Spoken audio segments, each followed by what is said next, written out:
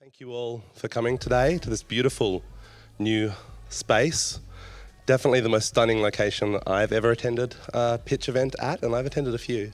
So thank you for having us, to the organisers of the event. And before we begin, let me just pay my acknowledgements to the traditional owners of the land on which we stand and on which we meet, the Gadigal people of the Eora Nation, and pay my respects to their elders past and present. But also let me pay my respects to all the traditions represented in the room and all of your elders past and present as well. I think one of the wonderful things about Barangaroo is that it does have that connection to its history, but of course at the same time is so new and so fresh, the very newest part of the city. You know, still got that new office smell to it, wouldn't you agree? And in that newness is possibility, I think. You know, when things are changing, even things as simple as moving offices can give a whole new perspective that could lead to really breakthrough ideas. And I think it's when things are changing and when there is that newness that we have opportunities for innovation and opportunities to do some really exciting things. So we're going to hear from 4 companies that are proposing to do really exciting things that they believe will improve the community of Barangaroo. I think it was originally said to be 3, but the quality of the applications was so high they simply couldn't bring it down to that final number. So we're going to maintain a pretty punchy schedule. In addition to the kind of comments of the panel of investors who I'll introduce in a moment, or potential investors, there's also a chance for all of you to express your preference about what you hear tonight with the People's Choice Awards, and I'll explain how you'll participate in voting for that at the end.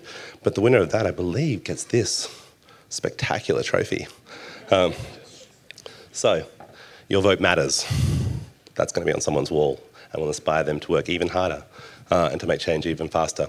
I would be remiss in not introducing myself. Sorry to finally come back around to that. My name's Tom Dawkins, and I run startsomegood.com, which is a crowdfunding platform for social change projects. So my real passion is helping get innovation off the ground, particularly innovation that can create a positive impact for the community that it serves. And I think that's the character of all the projects and all the enterprises that we're going to hear from today.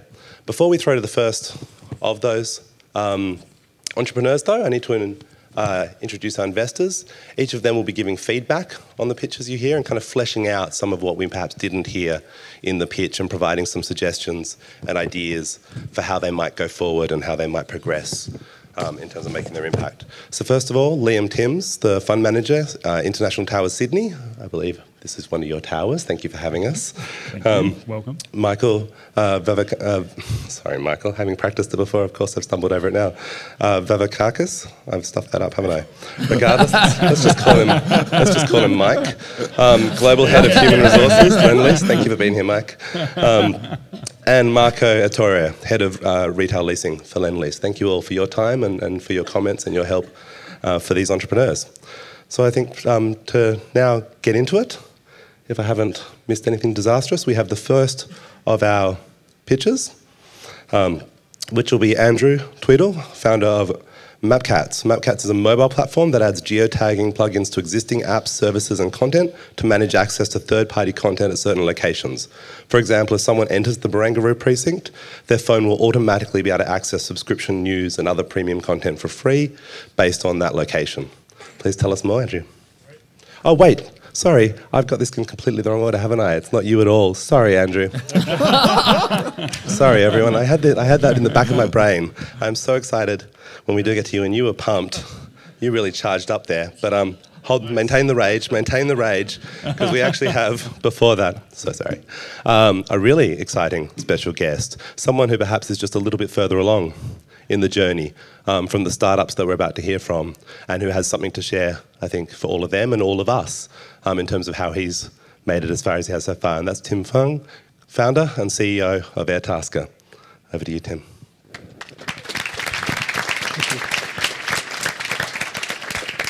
Thanks everyone for having me, and sorry for interrupting your pitch. So I was asked to come and talk a little bit today about the journey that we've taken as a startup, I guess, right from the grassroots to where we are now, which I would say is sort of halfway through a very long journey. So a little bit of background on myself. I went to UNSW, I did a marketing degree, came out and worked for the big bad Macquarie Bank for about 5 years. And in 2009, I was watching a lot of this show, Entourage, and I wanted to be like this guy, Ari Gold. So yeah, I thought he was really cool. And so I went and applied to work at a bunch of talent representation agencies. And I was really lucky to get picked up by an agency called Chic Management, which looks after Miranda Kerr and people like this, which was pretty cool. During that time, really fortunate, I was working pro bono, as it is in that kind of industry. I was working for no money, but I was really lucky that I bumped into the chairman of that company, a guy named Pete O'Connell, and he was one of the founding directors of Optus in Australia. And he came and said to me, "Hey, why have I got this analyst working in my modelling agency? Why don't you come and do some projects with me?" And really fortunately, I got the opportunity then to work on a company called Amasim. So we put together a PowerPoint, we raised about $30 million of capital, and we went out and did that project together with 4 amazing German founders who are really senior, experienced guys and who rolled that out. In about 2012, I was moving apartments, and when you're moving apartments, you got all these like little crappy jobs you got to do, like cleaning, packing boxes, unpacking boxes, doing IKEA furniture, setting up wireless routers, and all this kind of stuff. And one of my mates owns this chicken truck in the picture because he runs a chicken factory. And he said to me, and I said to him, "Hey, can you help me move for the weekend?" So he comes in, he does all of these little jobs for me. End of the weekend, I gave him a case of beer. I said, "Thanks a lot for helping me out." And he's like, "Oh man, that's the 4th time I've done that in the last 6 months because of this damn chicken truck that I own." And so it got us thinking, like, why is it that we annoy people who have, successful businesses, manufacturing businesses, or you annoy your cousins or your brothers or your sisters or whatever it is to help you do these little jobs when there are people all across the country who would love to do this job to earn some extra money? And what we realized is it was all about trust. There was no trusted way for you to connect with these people who wanted to do these jobs. So the way people exchange labour is changing, and we believe that flexible labour is the future. So on the demand side of the market, about 1.6 billion hours are spent every year doing menial jobs that could be outsourced to another person. And businesses are growing their temporary labour forces by about 9% year on year. On the other side of the market, the supply side of the labour market, there's about a 15.1% labour force underutilisation in Australia, which is 2.5 times bigger than the stated unemployment rate. And the difference there is all those people that want to be working more than they can currently. They might work 6 or 8 hours a week. They want to work 38. So over the next 3 to 5 years, we believe that about 225,000 jobs are going to be created in Australia by connecting these two sides of the market. And you're seeing that through things like UberX, through Airbnb, but also through things like Airtasker. So Airtasker, we're reimagining how labour is exchanged in the real world. We're a two-sided marketplace. We connect up job posters, who are people that want to outsource jobs, whether they're people, small businesses, or even enterprise companies. And we connect them with over 500,000 workers across Australia who want to do these kind of jobs to earn a living. And that ranges anyone from people who want to do 1 or 2 jobs a month and earn $100 or $200, all the way to people who are earning $10,000 or more through our platform. So why did we start on this journey? It's a little bit of a formatting thing here, sorry. I tried to use some cool emoticon, but it doesn't show up in PowerPoint. But why did we start on this journey? I think the first thing to say is that we definitely did not start on this journey to earn money. And I think anyone who starts a startup with the core reason of wanting to earn a big amount of money is probably in the wrong game. You can earn far more risk-adjusted in any type of corporate job, or just attach yourself to something that's already successful, and it's going to be a much better chance of earning money risk-adjusted. The second thing is we had the real benefit of knowing that it could be done by watching and learning from other people. And one thing I would say about people who want to get into startups is go work for a startup first. So go work with an entrepreneur or a founder first, because when you see somebody else do it, you realize that it can be done, and it makes it a lot easier when you go out and do it for yourself. And the third is that we really believe in the fundamental value of what we're doing. So myself and my co-founder, Jono, had a bunch of ideas, before we started Airtasker. And, some of those we actually took pretty far. We started talking to investors and people like that. And, what was really hard is that we'd wake up and we'd go, do we really, really believe that what we're doing is fundamentally valuable? And if we couldn't do that, then it's very hard to go past, 3 or 4 months of working on that idea. The last is, I think it's really important to be a yes person. It's much, much easier and there's much more evidence to say no to everything than it is to say yes. So one of the hard things, and I think where Australian culture can really move forward in terms of startups is to be more of a yes person than a no person. One thing I just wanted to touch on was some of our progress. So this is what our chart looked like in terms of our key metric, which was how many jobs we could get posted in the first 2 years of operation. And I guess what it illustrates is it looks like it's a pretty straight, reasonably flat upwards trajectory. And so when we look back on that, we're like, oh, great, that must have been really easy. We were making progress every day. But then we look at the weekly view and we're like, oh yeah, that's how hard it was. It was actually really crap because that each one of those dot points is like a week. You have to drag your ass out of bed on a Monday morning and get in when some weeks you're doing good and some weeks you're not. And that's what it looked like on a daily view. So basically we're having a heart attack every 10 minutes when we looked at our numbers and who was on the website and all this. You can see some of the times in 2013, at the end of 2013, we're doing worse than we were doing in 2012. So we're just like, are we actually going up or are we going down or what's happening? So you can see that's the journey that you have ahead of you. So the last thing I'm going to touch on is just a little on the founder's journey. And I think this is a really good chart by a guy named Paul Graham, who's the founder of Y Combinator, a famous US accelerator. But I think that this is a really good point because every entrepreneur goes through this without a doubt. You start off and you get really excited about your idea. I actually start mine a little bit earlier on, which is, you're at the bar with a mate, you have a beer and you're like, this is going to be the best idea ever. This is 10x, no worries. And then, you actually start figuring it out and then you get excited when you launch, but it quickly wears off. And it's actually these wiggles of false hope that I think are the hardest thing for entrepreneurs to push through. I would say that the journey is certainly not an up and to the right equation. When you look back at anyone's journey, you really only find out about companies that are successful 5 to 7 years into their existence. And you think about how many days did that person have to wake up sweating bullets and hoping that they would be able to break through and create something good. I wish the guys luck today. This is what you've got ahead of you. So exciting times. Thank you. Thank you, Tim. I love that the inspiration for that idea came from the well-known phenomenon of everyone knowing one guy with a truck. At uni, everyone knew who had the truck and what you needed to do to borrow it. So thank you for that. Now we're about to, for real this time, plunge into our pitches. But before we do, I just want to introduce you to my co-host, who will pick it up at the conclusion of the pitches, so I don't forget, Catherine Abner, and she's going to facilitate the interaction with the investor feedback. So thank you, Catherine.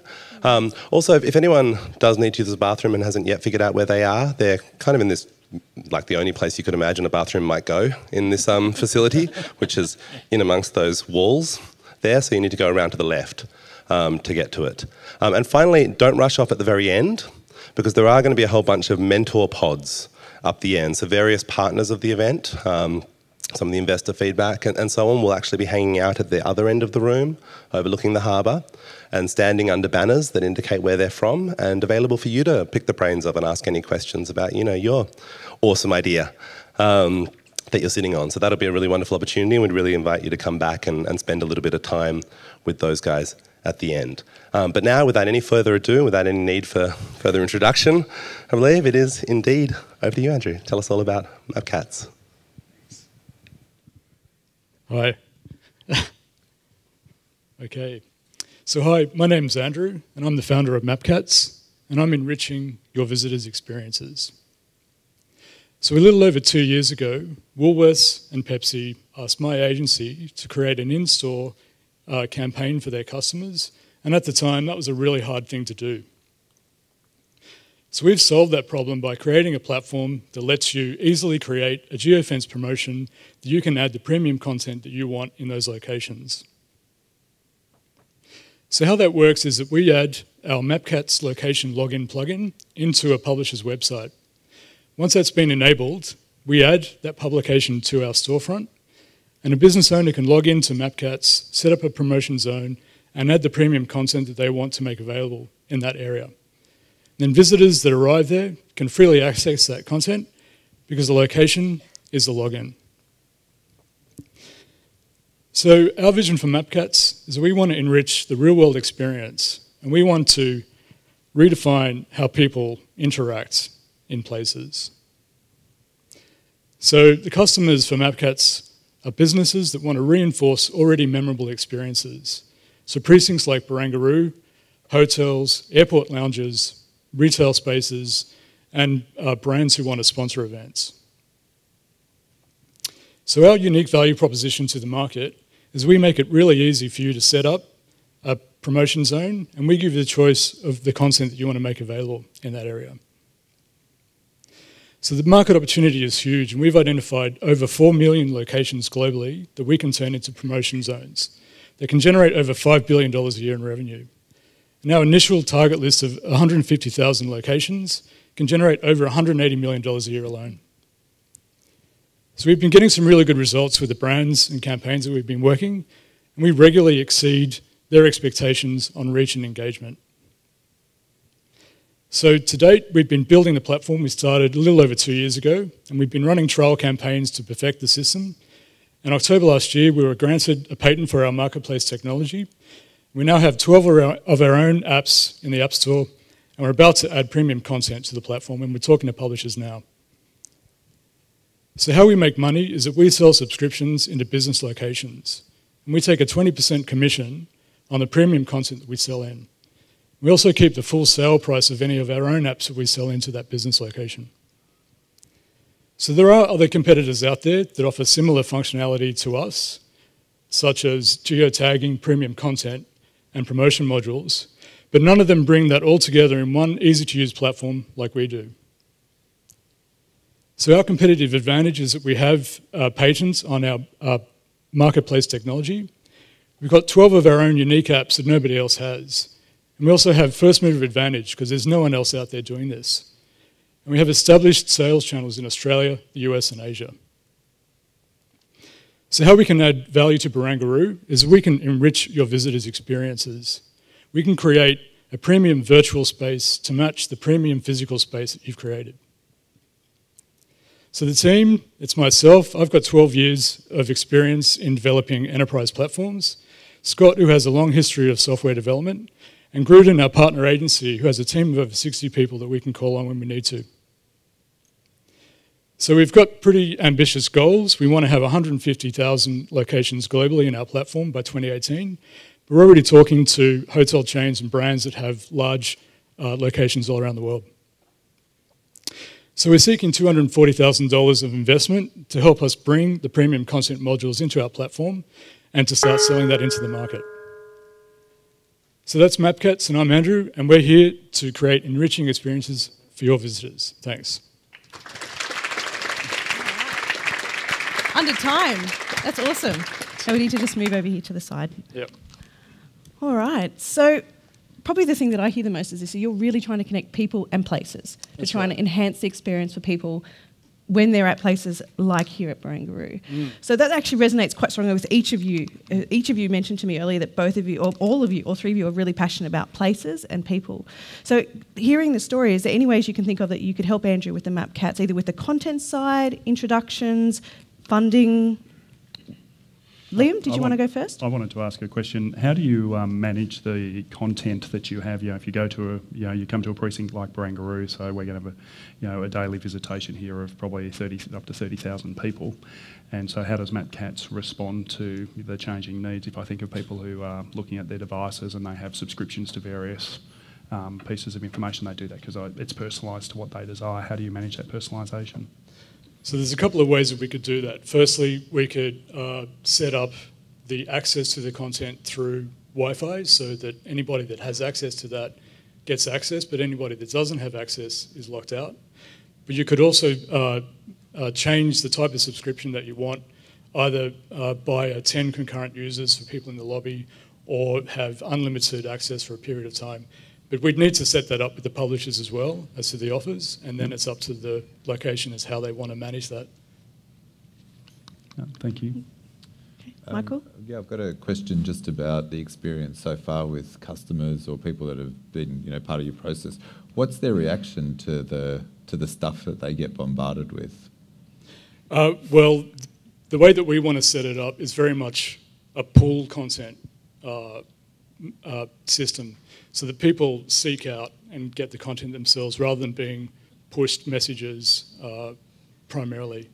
So it's been pretty good, responsive, and people are getting highly engaged in our promotions. Could you perhaps walk us through what the experience would be like if you were coming to Tower 2 and you were waiting for someone in the foyer?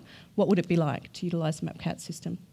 So if you wanted to kill about 30 minutes in the lobby, you could just log on to the financial review, and then you'd be freely passed through to the premium content. You wouldn't have to pay or log in because the location acts as a login, so you just get the access for free. Okay. Is there other content providers that you're looking at bringing in that these guys might be able to help with? Yeah, we want anybody to come in. Marco, did you have some questions? Andrew, I think that the concept itself will, we talk about better places and actually providing what we would say, customer experience. And I think, particularly, I talk through the shopping centre experience, the ability for customers to be able to come to a shopping centre, and part of that journey is, killing time while mum is, in doing a fashion shop or you're in Woolworths sort of shopping. So I think the concept will work significantly well in those sort of environments where people have the time to kill and are looking for different content. So I think it's a great idea. Yeah, great. Thanks. Is there any opportunities that any three of you, any of you can see where you could help MapCats?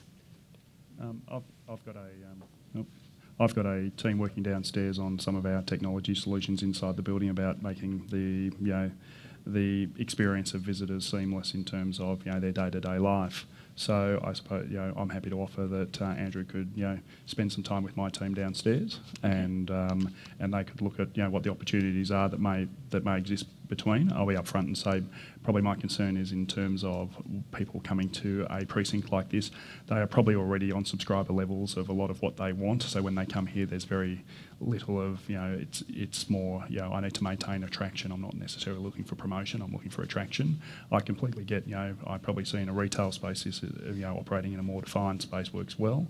But I'm certainly happy if Andrew would like to spend some time with my development team downstairs. I'll be more than happy to accommodate that, Andrew. And I think similarly from a retail perspective, definitely from our shopping centre division, it has some interesting applications, I guess, as to where. I mean, we could solely zone it in food courts. We could zone it in fresh food areas. We can actually play around with sort of how we provide that. So I think it would be worth getting in front of our digital guys and sort of understanding how that could work and how we could use that from a marketing or from a customer journey type representation, which is great. Yeah, that'd be great. Great, thanks. All right, I'll leave you guys to connect after the event. Okay. Excellent, thank you very much. Thank you. Head back to you. Fantastic. Fantastic, great job, Andrew. 50 seconds early. That's impressive. You don't see that very often. Thank you, Catherine. So next up, we're going to hear from Phoebe, co-founder of Uprise. Uprise is a mental health platform for the workplace that provides audio and visual training modules that allows people to better manage their stress and thinking behaviours. Tell us more about it. Okay, so I'm Phoebe. I'm a psychologist and the COO of Uprise, and we are a mental wellbeing app that targets employee burnout by delivering psychological tools straight to the employee's phone, and we provide them with targeted phone coaching. Now, 1 in 4 Australians experience depression and anxiety in any given year, and for a company, it costs $250,000 for a stress claim. In Australia, mental health is an $11 billion problem across all industries. So these are the common symptoms of burnout. Now, most of us would experience difficulty sleeping, anxiety, low mood, irritability. We just push through until we get to a point where we're absolutely exhausted, scraping the bottom of our barrel, or we hit a crisis point. Now, for a company, the employee burnout cycle looks like this. It ends up with productivity loss, absenteeism, and difficulties retaining your talented employees. Uprise is actually the first scalable solution preventing burnout in the workplace. So in psychology, it's not about establishing treatments anymore. That was done 20 years ago. It's about how we use technology to bring the psychological tools to you.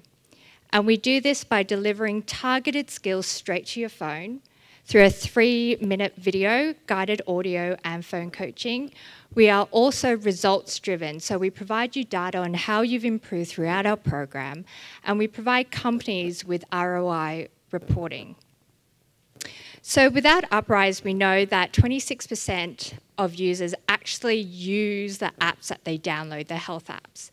And in a company, only 5% of people actually access the employee counselling service.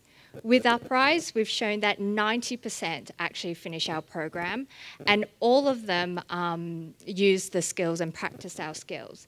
So our validation so far, we are currently in the Muru-D Telstra-backed program. We have run research community trials with 500 users to establish the efficacy of our treatment. We've done 2 paid pilots where we've shown a reduction in absenteeism by 50%. We've increased productivity per employee by 50 minutes a day. 70% of the users also return to normal levels of stress, depression, and anxiety. We are currently in negotiations to roll out with a major construction company. We've also won a $15,000 UNSW grant to build a machine learning prototype to make psychological tools accessible to the public. We are currently launching our 4th version of our app, and we're silver winner for Design 100's Best New App. Now, we're starting off with the Australian market, and our market is the EAP program, but we're heading to the US in the midterm goal. Our revenue model at the moment is $400 per employee per annum, and they get the phone coaching, all our skills, individual reports, company ROI reports, and data tracking. So our projected revenues is at the end of 3.5 years is $2.5 million. That's based on the assumption that we'll acquire 1 to 2 enterprise customers, assuming a 20% growth rate each quarter, 10% uptake from employees, and 5% churn rate. The most effective market affiliates for us are mental health advocates and leaders in the industry. Workplace compliance companies without mental health support, so for example, physical injury prevention and risk management. And through LinkedIn, active HR groups. We do have competitors in the field, but how we differ is that we deliver skills through a wide variety of mediums, video, audio, and written. We are business to business, so we provide you with confidential aggregated ROI data and tailored metrics. So our UVP is the productivity gains, and we target employee burnout. We also have an ability to provide identification and prevention program. We have a strong team led by CEO Dr. Jay Spence, who is an expert in online psychological treatments, and a team of doctoral level psychologists. And our CTO is an ex-Google developer. So we have a strong team with much experience in their respective fields, and our ask is to raise $1 million in 12 months. What that will do is make us a global competitor and put that machine learning prototype to market. And we are also ready to roll out pilots to show you how Uprise can work in your company. So if you're interested in helping us combat workplace burnout, contact us and we can do this together. Thank you very much. Could you join me over here? Should we stand over there for this one? Firstly, congratulations. This is a very, very large growing issue in Australia at the moment, and you're seeing some fantastic results. What for you has been the highlight so far?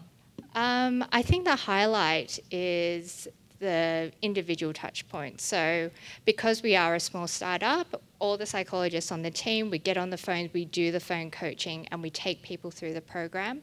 And what's been a highlight is that most of the people that we speak to are very high functioning people, but they still find benefits in the program. And just because they're high functioning and working in corporate, it doesn't mean that they don't value psychological help and tools to boost their productivity.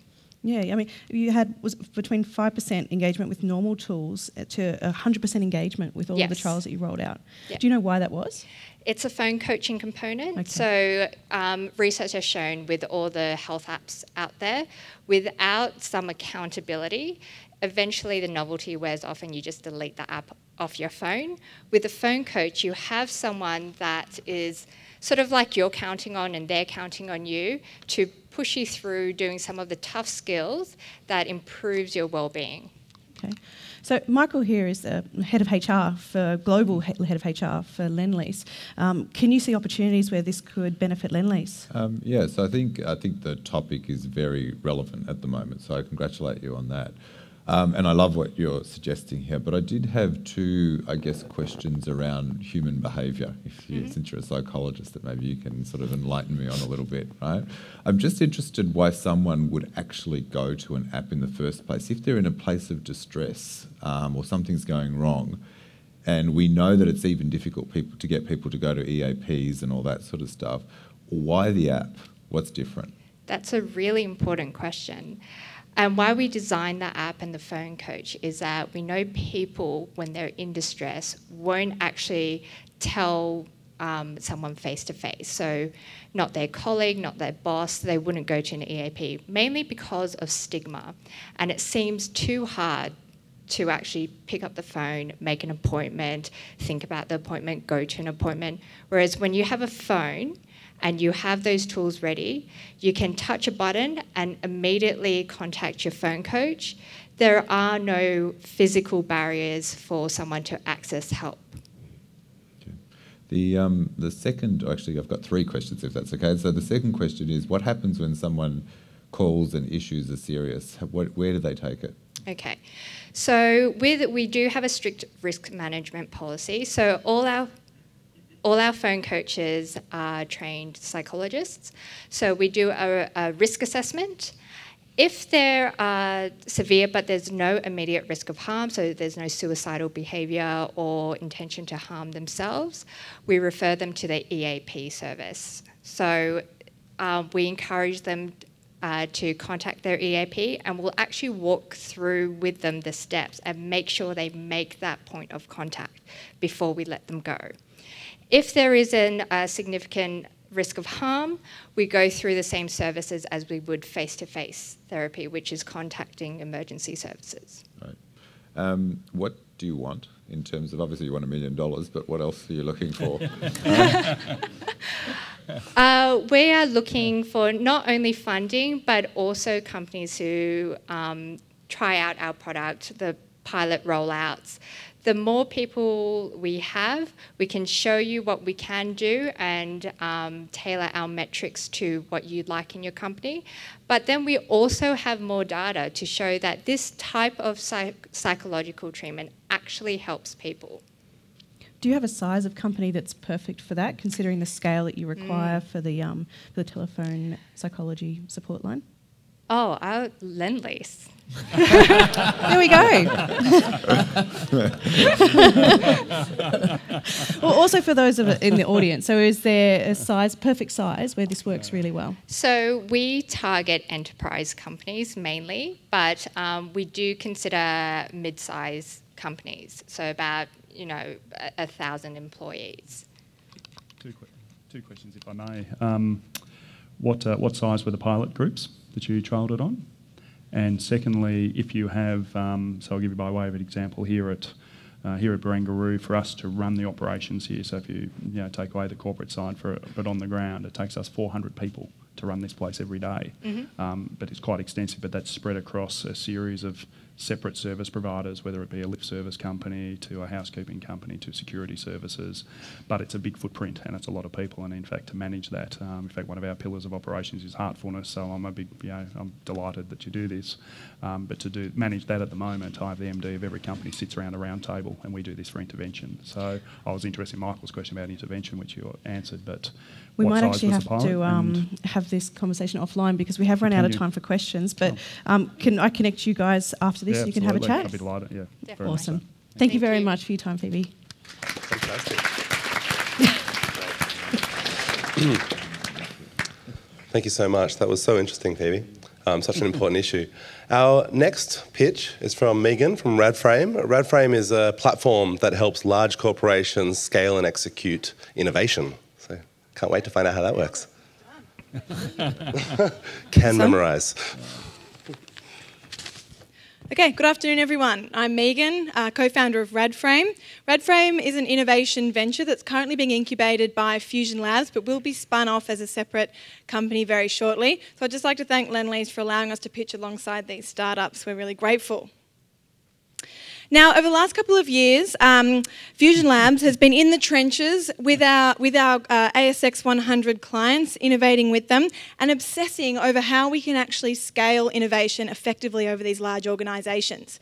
We've executed on over 20 accelerator programs with really great results. However, at the end, our clients always come to us at the end of the engagement and always want ongoing access to our tools and approach so they can take that way of work org-wide and scale beyond their innovation teams. Now, scaling innovation comes with a load of problems if you're applying the current solutions, and I'll just run through a few. Business as usual methodologies are normally packed full of compliance and are usually the reasons why projects end up blowing budgets and timelines. And they also leave very little room for your teams to be agile and creative.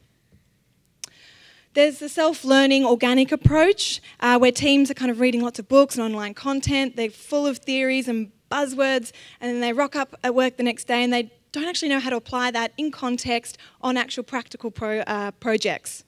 Then there's training, which is a valid approach as well. However, we all know how expensive training full teams are extensively, and then you've got that kind of knowledge half-life where a couple of months pass, they finally get to apply their new skills, but they've kind of forgotten half of it as well.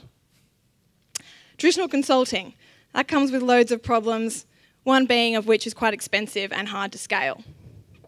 And then you've got this pure startup practices. Now, our team is made up of entrepreneurs, so we're the first to say there's loads you can learn from startup practices. However, adapting it to a corporate environment is key, and few people do this well. So you've got innovation teams who want all these things on the left, and then you've got the corporate environments who thrive on all these other things. And you can see the clash in the middle. So whatever solution is going to work at scaling innovation across large organisations needs to bridge this gap.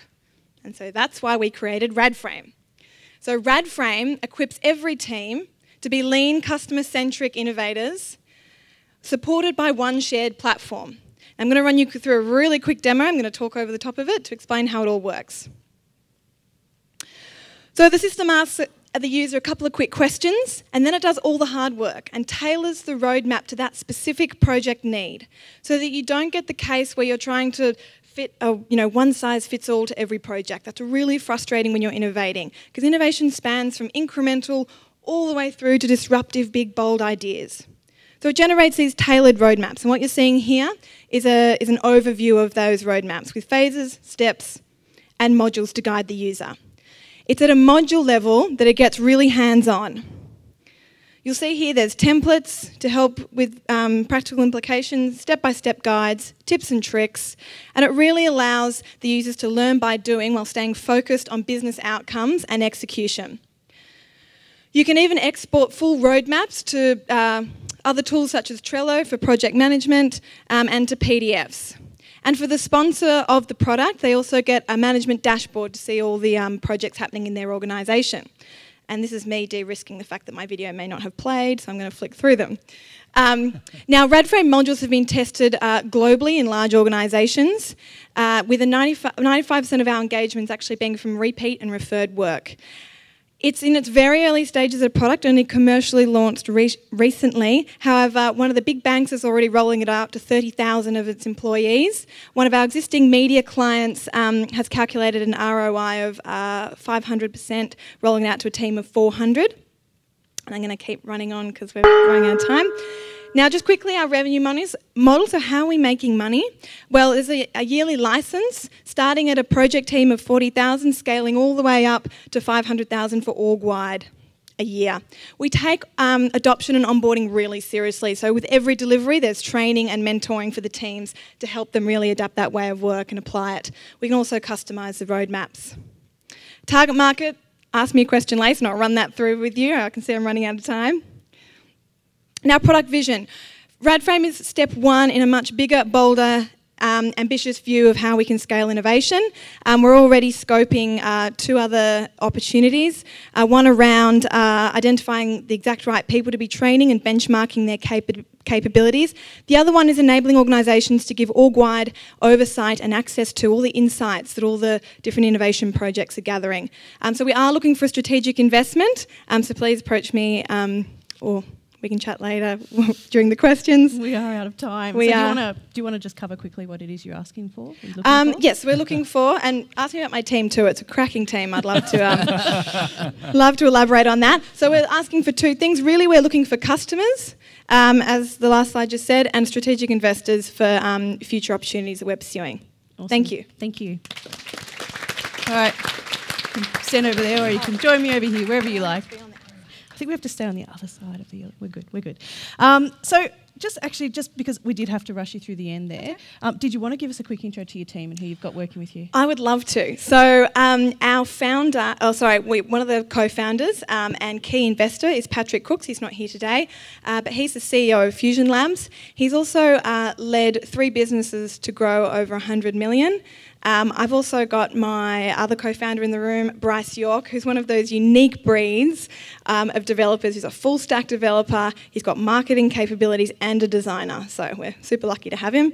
And then myself, I've been immersed in the startup ecosystem my whole career and was part of the early team that grew Australia's first P2P car sharing platform from a suburb to a national service. Wonderful. Now, one thing that also, I think because you rushed just a little bit at the end there where you're breaking down the product and how it's working, can you just walk me through, is it self-directed learning, so people, company partners with you and then you come on board and show them how to use the platform, self-directed learning that ties into their learning plan for employees? Is that how you think you've structured it? Yeah, so good question. We get asked, is this a learning tool? Is it an execution tool? It's actually straddling the two. It's a blend. Okay. So it's learn by doing approach where the product and the roadmaps are really focused on execution with the step-by-step guides and the templates, as you saw, and really focusing on business outcomes, but learning along the way as well. The training and consulting or mentoring time that we provide, just with enterprise tools like this, one of the biggest barriers is actually adoption, and adoption should be our sort of key metric, and so we really want to make sure it's supported when we go in, so it actually becomes a way of work across the entire organisation. So we take that really seriously. Okay, Michael, you look like you're itching to ask a question. Sorry. I know we're sort of tight on time. So have you looked at the market to see what other products are out there? Yeah, sure. So the diagram I had at the beginning saying how the challenges posed at the moment. We're finding our clients to scale innovation. There's nothing exactly the same I'm aware of, but someone please tell me if I've missed something. They are turning to consulting, but as I said, that's expensive. They're innovation teams or labs, but that ends up with pockets of innovation and doesn't achieve that kind of cultural DNA of innovation. So what do you think differentiates, though, this product versus anything else out in the market? Because there is quite a few products out in the market that sort of aspire to do this, right? Sure. So I think our key differentiator is the value of the content in it. So it's based off a lot of the leading practices globally and also our own experience in actually adapting those leading innovation practices, a lot of which have come from the startup world, to corporate environments. So tackling things like the risk of doing minimal viable products internally, how do you manage a new venture and its relationship to BAU, especially when it's cannibalising it, etc. So there's probably about 40% of the modules that are tackling that.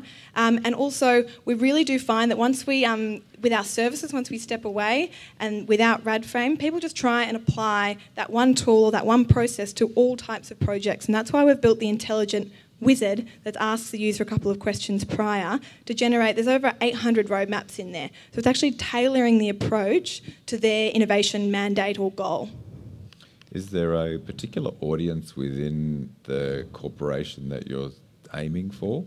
Yeah, sure. So heads of innovation are really interested, heads of HR, and CEO of different business lines as well, who are all in their KPIs as to, earn X amount of revenue, stay differentiated, enter new markets, etc. I think that's you, Michael.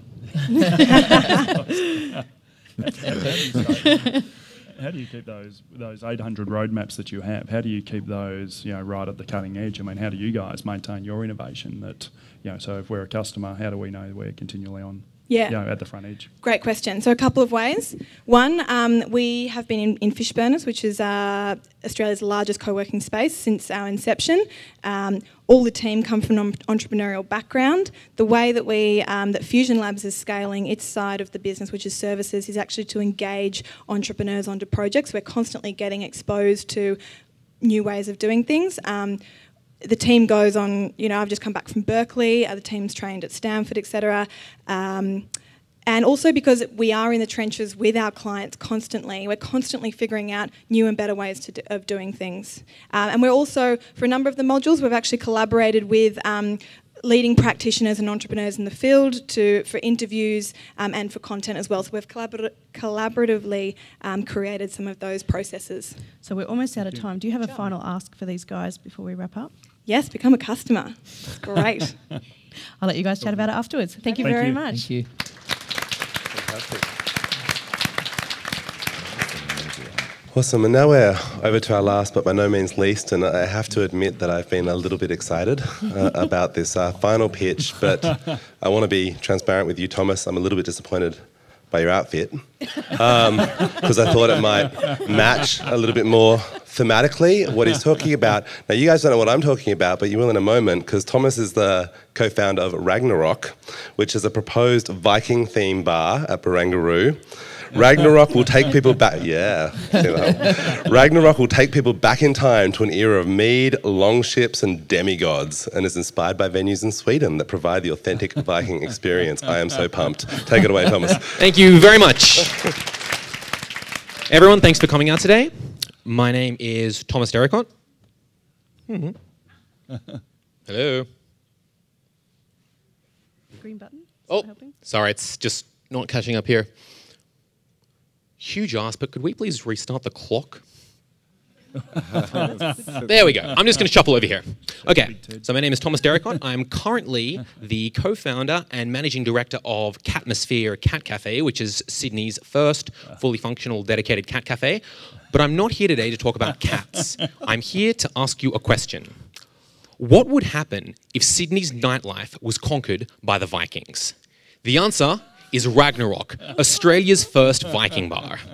Now, this is a crazy idea, but it's by no means an original idea. There are a few venues in Scandinavia that are already doing this. To the left here, you'll see some photos from I4 Bar, which is located in Stockholm, Sweden. But of course, why would we want one in Australia?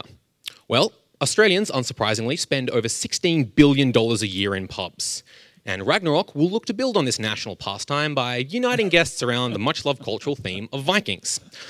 There's of course the challenge of the lockout laws. That's dramatically changed the landscape of Sydney's nightlife. But I think that creates an exciting opportunity. We can't keep doing things the same way. And I think by emphasizing experience, quality over quantity, we can help to reinvent this economy. Now, as I said, this might seem a little bizarre, a little left of centre, but Scandinavian culture has seen a huge surge in popularity in Australia. Just last week, the modern Nordic fusion restaurant Norsk Door opened. This weekend, Sydney is hosting its annual Scandinavian Festival. Even films and TV shows like the Thor trilogy or Vikings, pictured to the right, screening on SBS, have increased in popularity. Now, like any business, we're facing some challenges, primarily four. First is design and fit out, because if you're going to execute a concept like this, you need to do it justice. This is why we're currently working with the Sydney-based design team, Forward Thinking Designs, to put together some preliminary ideas of what the property will look like. Obviously, these will need to be updated when we settle on our final premises, but we want to ensure that we get things right from the outset. Namely, we want a longship as the bar. Without that, we're not going ahead, so we want to get that right from the outset. Obviously, serving authentic food and drink, because you cannot have a Viking bar that serves VB and Mrs. Max meat pies. That is why we've partnered with Andy Curtis, who is currently the owner of Sydney-based Bear Bar and was the founder of the UK's first Scandinavian bar. So he possesses an intimate knowledge of Scandinavian food and drinks, and also has existing relationships with Scandinavian alcohol providers here in Sydney. Perhaps more importantly, he's currently using Bear Bar as a kind of test market for some of the products that we're going to be serving. Things like mead, a lot of cocktails that have been prepared using aquavit and other Scandinavian spirits, and some Swedish meat platters. So if you want a taste of what we're going to do, get along to Bear Bar. You'll love it. Knowledge of the market, that's another one. As I mentioned, Sydney's nightlife is undergoing a revamp. This is why we're being mentored by hospitality group, the Sydney Collective. Now, they own a number of high-end venues, including the Morrison, just down the road, Watson's Bay Hotel, and Daniel Sons. Now, they are multiple award-winning hospitality gurus. And the reason is because they stay ahead of the curve. Whatever regulations throw at them, they can innovate within the market to ensure that they're always turning a profit, which is why they're great mentors for us. Of course, the most important thing is getting people through the door, and that's where I come in. Now, as I mentioned, I launched Catmosphere. Now, in the months preceding Catmosphere's launch, I oversaw a marketing campaign that went textbook viral. Within the first 4 hours of our Indiegogo campaign, we'd raised $4,000. By the end of it, we'd raised over $40,000 by people who just wanted to see a cat cafe. We've been featured in over 50 media publications crossing TV, internet, radio. A friend of my father's saw me on TV in Sri Lanka, and we have nearly 17,500 Facebook fans. What this has translated to was a completely sold out first month of operation and a business value that increased by over 300% in the first 6 months, which is great news for any investor. So in a nutshell, we're validating the product, the idea is being tested, and we have the right people to give us a competitive advantage. So what do we want? 3 things: money, premises, and your love. So far, we've raised $90,000, but we need more. We're aiming at about $500,000, which works out to a fit out of about $3,000 per square meter. Obviously, we're looking for a premises. We'd love to set up here in Barangaroo, and that is our aim. If we can't find a place here, we will keep searching until we find the right one, and your contacts would be great for that. Beyond that, once we're open, come along and have a drink. We are doing this to bring people together and unite them around a common cultural theme, so come have a pint with us, and we'll be happy. My name is Thomas, and this is Ragnarok. Skål! I'm not sure if you went to time or we were behind to begin with, but you did that perfectly. Well done. Thank you very much. Where on earth are you going to get a longboat from? That's a very good question. China is one Join me option, over here. based on the research I've conducted. There are also a number of carpenters in Australia who can get it done, obviously for about twice the price. Yep. At this point in time, because we haven't leased a property yet, I'm looking into the China option because we're not constrained by time. But obviously, if we can get it done locally, all the better. Okay, so really the secret is finding the location where it's going to be. That's right. Well, Marco here has been sitting here very patiently, waiting Thank you, Marco. I really his turn appreciate to it. ask some questions. Marco, do you think you can help Thomas? Yeah, I love the passion. I think, particularly with food and beverage, the passion is 50% of the journey. It's a competitive landscape. There are, a lot of things to consider and sort of go through. So I think the passion and having that drive is sort of 50% of the way there. I think in terms of the concept, some of the key elements, I guess, that I picked up on were, I think the novelty of the Scandinavian theme is there. Do you think there's longevity in that space? The key for me is, and you see it in the Sydney CBD, bars come and they go quite quickly. It's a huge investment in fit out, obviously in management time to get it right. I'm not suggesting it is or it isn't the right theme, but I'm saying you've got to sort of look at the novelty factor and then say, is there a true business model underneath that I can actually deliver day in, day out? Yes, that is an excellent question and was the first thing I considered because, as you say, it's the kind of idea that might excite people when they first hear about it, but then after one visit they may not feel the urge to return. And that's exactly what I'm determined to not allow happen. That's why I've partnered with Andy Curtis of the Bear Bar. He runs a business that is entirely based on word of mouth. He doesn't market at all. He started with a very small customer base. Everyone who comes there has been referred by him. Similarly, I've been given a bit of a crash course with Catmosphere in exactly what you were talking about. That there are no other cat cafes in Sydney. People are tempted to come once, but then not return again. Or they might intend to and talk about it for a year, but not come back. So that's why we needed to ensure that everything there, that the coffee, the cookies, the food that we were serving, the hospitality, made people want to come back, even if it was just, I'm going to go and get my coffee at Catmosphere. And that's exactly what we're looking at here. The authenticity of the offer and all the rest of it is critical. Exactly. I think the other thing too, just on a cost model for food, when you're talking $3,000, I guess for fit out. I mean, some of these businesses down here would spend in 100 or 200 square metres, over $1 million. In terms of an outlay or an investment that you need, my advice to you is whatever you're factoring in, triple it, because that's what you're going to need to sort of get to the finish line. Your commercial kitchens are $500,000.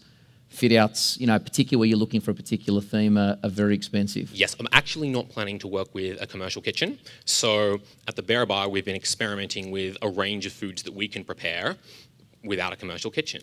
Because I know that is the biggest expense, and frankly, I don't have the experience to oversee a commercial kitchen. I've never worked in one before. So we're striking that right balance to provide enough food to keep people there so they don't leave somewhere else, but that we can avoid that landmine. And I think the other one too is whether it's CBD, but with the lockout laws, areas like Newtown and those sorts of areas now, in terms of getting in a lot cheaper, a precinct like Barangaroo obviously is pitched at a particular premium end, I guess, so it's sort of just looking at what you think, where the location is versus, the cost of getting in there. But I think, look, with the passion, you're in the right business. We've seen food and bev, casual dining, food terraces, food courts. There's an explosion throughout Australia in shopping centres, on strips. There's regentrification of areas. I think the concept could work. Barangaroo's probably not the perfect locality from what I've seen from the theme, but I think we could help you with sort of looking at where that potentially could be, and I think there's definitely a market for it. It sounds like you've got some really great experience and advice that you could help with. So absolutely. Potentially looking at putting in a full kitchen as well to keep people there for longer. So that would be really helpful as well. Thank you, Marco. Liam? There are plenty of corporate Vikings in the city, by the way. So I've heard. I was just going to say, look, I'm quite happy to give you $5,000 to buy the movie rights to you delivering this ship from China to Australia. I think it'll be worth it. So. Fantastic. Awesome. Thank you, Liam. Awesome. Michael, did you have anything you wanted to add? I sort of resonate with the comments. I think customers and asking potential customers what might be attractive is an important step in this, because you go Planet Hollywood, Hard Rock Cafe, Ice, what was it called, the Ice Bar or Ice, whatever it was, and you do go once and go ooh and then you go, I'm not going there ever again, right? Yeah. So I just think you need to kind of really think about who's going to come back. Absolutely right. Excellent. But I think your partners, you've partnered with the right people. I think that's critical. The right mentors, the right chefs. You do need those partners when it comes to food and bev. So I think that's a great start. Thank you. It's Michael. Funny you should say that, because when I first concepted this idea, my very first thought was it needs to be the anti-Planet Hollywood for that very reason. But taking steps to do that is important. Excellent. Thank you very much. Thank you very much. Okay, thank you, judges. Thank you so much, Thomas. That was so great. I was actually walking through Surrey Hills just yesterday, and I walked past Catmosphere, and I did a genuine double take. I kind of looked at it and then I went, did that just say Cat Cafe? It was closed. I definitely would have. I'm not a cat person, but I would have checked it out. I like cat. I'm a cat person, but not a cat person. So I like you, Thomas. And I also think that was the first time in all the pitches I've heard, I've never heard someone say, we may be crazy, but we're not innovative. And also, if we don't have a longboat or bust. And it also just a little bit disappointing to find out that China is beating us in the longboat market as well. If you think there's certain things, it really is that you have to go to China to manufacture absolutely anything. I thought we might still have our grips on the longboat thing. Now, before any of you go anywhere, we want to ask you to participate, because as I said, the most exciting outcome today is, well, probably a deal with any of these guys. But I think just second to that would be winning this awesome trophy. And that's up to all of you. So you need to go to Facebook right now and go to the Streets of Barangaroo Facebook group. The very top post will give you the chance to vote. Voting's only going to be open for a handful of minutes. So it's about expressing your preference right now while it's still fresh in your mind. Whether you like the geolocating premium content and creating a unique experience within a particular geography or zone that MapCats was offering, or the ability to scale a platform to help us manage and become better at working through some of the mental health challenges of the modern corporate environment, or whether you're interested in scaling innovation and how big companies in particular, can combine the best of the big company resources and the best of the startup nimbleness and innovation, or whether you want to rock in a Viking-themed bar. It's up to you. So just while you're doing that, there is going to be, as I said, some more coffee, I believe, and more donuts, but most importantly, some great brains for you to pick at the other end of the room with our mentors. Who's going to be, can I get the mentors to stand up, who are going to be positioning themselves down there? Who's going to be participating in that? We've got a couple, just don't all line up. Oh, over here, great. Fantastic, thank you, you guys. So if you guys could all start perhaps heading to the other end of the room so that when everyone's finished voting, you're in position and ready for what will no doubt be a huge rush of people to be first. To ask you their questions. How long are we going to keep the voting open for? You guys, is that many more minutes, or that's the answer? That's the winner. I don't think this is going to come as a total shock. They're in order, right? For that the winner is Ragnarok. We're not the audience. Come on, you got to stand up and accept your trophy. Quick 5-second speech. Thank your parents, God. I just want to thank Odin, God of gods, for creating Valhalla and all Vikings in his image. I claim this in your name. Very good. Thank you, Thomas. Thank you, Lendlease, for organising and hosting this event in this beautiful new facility. Thank you to Blue Chili, who were the thinking partner for this event and helping coordinate the format. Thank you for all the investors, Catherine, for your wonderful co-hosting, and of course, the entrepreneurs who came and shared their dreams with us today. And thank you to all of you, because it's a lot less exciting to pitch to an empty room. So thank you all for coming, and do stay connected to Streets of Barangaroo through Facebook and Instagram, and there'll be more fabulous events coming up. See you all for a donut.